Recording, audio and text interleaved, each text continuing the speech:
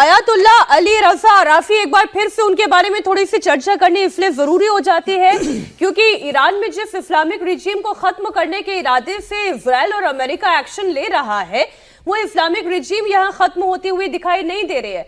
आर्थिक तौर पर आप ये कह सकते हैं कि ईरान को बहुत बड़ा नुकसान हो रहा है, झटके पर झटका लग रहा है, लेकिन उनकी इस्लामिक सोच को अगर यहाँ पर कोई नुकसान हो रहा है तो ऐसा होता दिखाई नहीं दे रहा है। क्योंकि अयातुल्ला अली रजा आराफी के बारे में जो मैं पढ़ रही हूँ, ये भी शिया धर्म गुरु है और बड़े प्रभावशाली रूढ़िवादी नेता के तौर पर इनकी पहचान है पूरे ईरान में। और हौजा जो कि शिया धार्मिक मदरसों को प्रमुख के तौर पर इन्हें जाना जाता है। अयातुल्ला खामेनेई के भरोसेमंद चेहरों में से एक थे आराफी। अब इन्हें ये कमान सौंप दी गई है। कौम जो कि ईरान का धार्मिक शहर है, ये वहां पर प्रार्थना के शुक्रवार की जो प्रार्थना होती है उसके तो नेता थे ही, साथ ही guardian council of assembly of experts के उपाध्यक्ष सदस्य के तौर पर ही रहे। लेकिन अब इन्हें एक बड़ी जिम्मेदारी, एक बड़ी पदवी अयातुल्ला की जो है वहां पर दे दी गई है। सब कुछ सत्ता और सत्ता की साख पर दत्ता साहब ये निर्भर कर रहा है। एक तरफ साख अमेरिका की, इजराइल की भी स्टेक पर है, तो साख ईरान की भी स्टेक पर है। बिल्कुल, ये जो अभी हम चर्चा कर रहे हैं, ईरान की हिरार्की और कमांड वो दोबारा खड़ी हो गई है। इनके जो IRGC के वे कमांडर इन्होंने मारे, उसके जगह पे उनके नेक्स्ट जो लेवल के कमांडर थे, जो सर पुतिन का पहला रिएक्शन है ईरान पर यह हमला अंतर्राष्ट्रीय नियमों के खिलाफ है। व्लादिमीर पुतिन ने कहा खामेनेई की हत्या की वो निंदा करते हैं। ईरान पर हमला अंतर्राष्ट्रीय नियमों के खिलाफ है। ये व्लादिमीर पुतिन का पहला रिएक्शन है जो हम आपके सामने रख रहे हैं। और बार बार ये पूछा जा रहा था कि ईरान का भरोसेमंद दोस्त है और रशिया, अगर ईरान के ऊपर हमला होता है तो रशिया का स्टैंड क्या होगा। अभी तक एक केवल निंदा है, केवल एक निंदा प्रस्ताव है।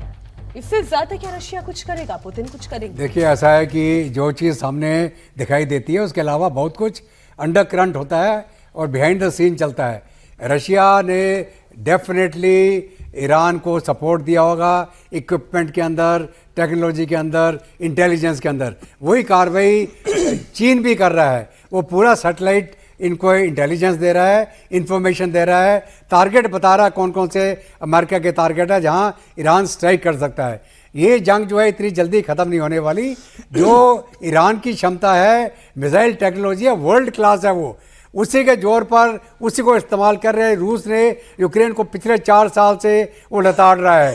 पूरा यूरोपियन यूनियन, नाटो और अमेरिका के साथ जंग लड़ रहा है रूस। किस टेक्नोलॉजी के साथ? काफ़ी हद तक जो ईरान से उसको मदद मिली। तो आप ये मान के चले, ईरान के पास जितनी भी 1000 मिसाइलें हैं वो एकदम ख़त्म नहीं होने वाली। वो लगातार रोज़ कोई ना कोई टारगेट चुन के वो उसको न्यूट्रलाइज करते रहेंगे।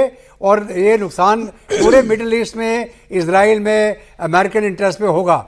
और अगर ईरान ने अमेरिका का कोई एयरक्राफ्ट कैरियर डुबा दिया तो उससे बड़ा झटका अमेरिका को नहीं लगेगा अगर वो हो गया। और मुझे पूरी उम्मीद है कि चीन और रूस और नॉर्थ कोरिया मदद करेगा ईरान की ये टारगेट को अचीव करने के लिए।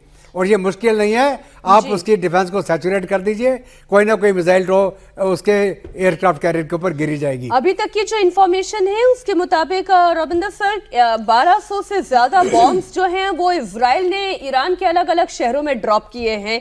और यूएस की अगर बात करें तो 1050 से ज्यादा बॉम्ब जो हैं वो ईरान के अलग अलग इलाकों में ड्रॉप किए हैं।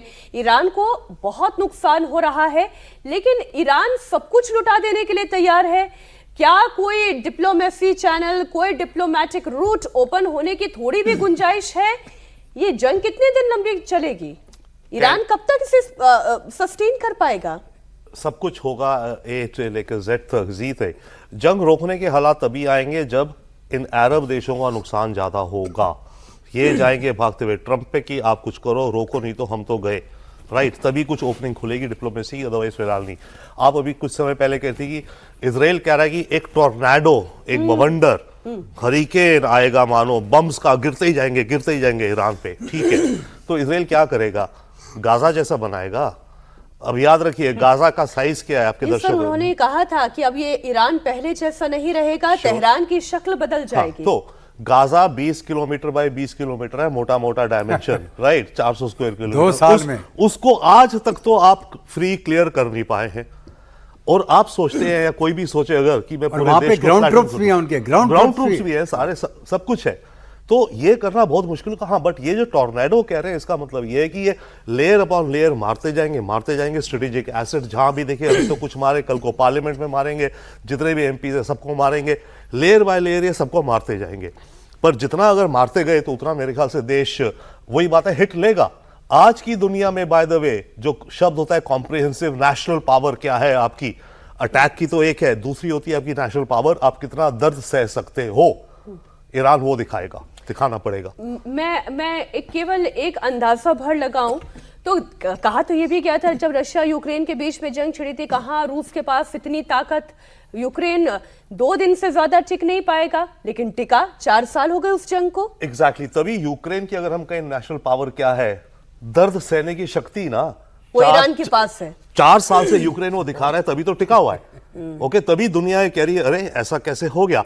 अब ईरान के पास फिलहाल जो समझ आता, हाँ वैसी शक्ति है, वैसे मंशा है, पर कभी टूट भी सकती है, कह नहीं सकते। देश के अंदर मोसाद ने बहुत लोगों को खरीद रखा है इन्होंने। इनको कैसे पता है खामेनी किधर है एग्जैक्टली? खैर इसका तो पता था, ओपन में था। वो जो हमास का लीडर था या हिजबुल्लाह का लीडर जो यहाँ रह रहा था, किस कमरे में रह रहा है जी, ऑन द ग्राउंड इन्फॉर्मर्स। एक लास्ट इंपॉर्टेंट बात कहूंगा, सबसे बड़ा खतरा देशों को आज की तारीख में है कि आपके अंदर की इंटेलिजेंस बिक जाती है। मदुरो की इंटेलिजेंस बिकी, उसकी लोकेशन दी, इनकी इंटेलिजेंस सर मैं बिकती है। इस बात पर आऊंगी, लेकिन ये जो ईरानी राष्ट्रपति का बयान है वो उसी तरफ इशारा कर रहा है जिस तरफ प्रोफेसर साहब आप ये कह रहे थे। वो मुसलमानों को एकजुट करना चाहते हैं। ईरान के राष्ट्रपति ये कह रहे हैं कि ट्रंप ने मुसलमानों के खिलाफ ये युद्ध छेड़ा है। रमजान के महीने में, एक बार फिर मैं आपको याद दिला दूं, ये रमजान के महीने में ये युद्ध छेड़ा गया है। उसी तरफ ये इस्लामिक ब्रदरहुड पर इसे लेकर आना चाहते हैं। ईरान की तरफ से ये भी तो कहा गया ना, वो तमाम जो उनके नेबरिंग कंट्रीज है वो यही कह रहे थे कि आपके खिलाफ उन्होंने कोई एक्शन नहीं लिया है। वहां पे जितने भी यूएस मिलिट्री बेसेस है, ईरान केवल उन्हें टारगेट कर रहा है। मुस्लिम देशों के खिलाफ जंग छेड़ने की उनकी कोई इच्छा नहीं है और ना ही उनकी कोई रणनीति है। लेकिन ट्रंप ने मुस्लिमों के खिलाफ एक युद्ध छेड़ दिया है। ये मसूद पेजेश्कियान का बयान है। वो यही बताना चाह रहे हैं, यही इशारा कर रहे हैं कि मुसलमानों एक हो जाओ, ये जो वेस्टर्न ताकतें हैं उनके खिलाफ एक हो जाओ।